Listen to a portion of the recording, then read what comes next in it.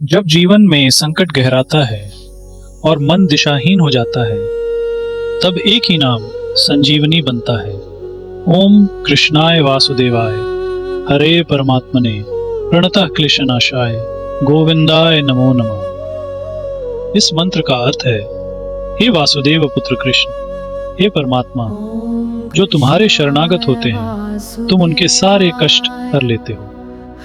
आज आइए इस दिव्य नाम का स्मरण करें, श्रद्धा और भक्ति से, भाव से जुड़ें और स्वयं अनुभव करें गोविंद का करुणामय स्पर्श। नमो नमः। ओम कृष्णाय वासुदेवाय, हरे परमात्मने, प्रणतक्लेशनाशाय गोविन्दाय नमो नमः। ॐ कृष्णाय वासुदेवाय, हरे परमात्मने, प्रणतक्लेशनाशाय गोविन्दाय नमो कृष्णाय वासुदेवाय, हरे परमात्मने, प्रणतक्लेशनाशाय गोविन्दाय नमो नमः।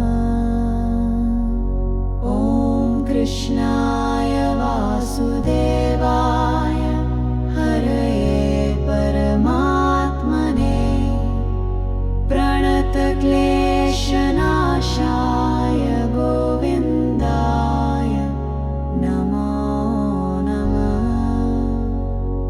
ॐ कृष्णाय वासुदेवाय, हरे परमात्मने, प्रणतक्लेशनाशाय गोविन्दाय नमो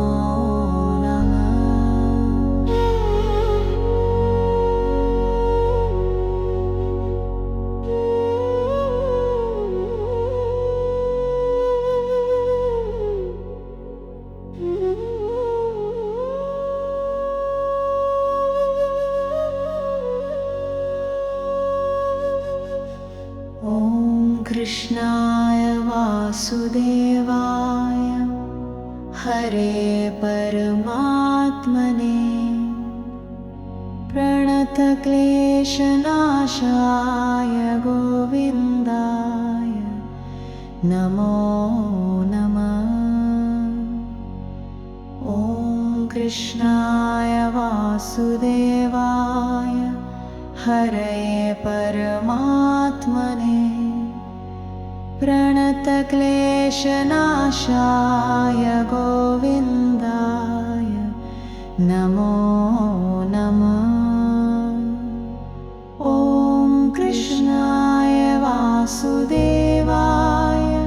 हरे परमात्मने, प्रणतक्लेशनाशाय गोविन्दाय नमो कृष्णाय वासुदेवाय, हरे परमात्मने, प्रणतक्लेशनाशाय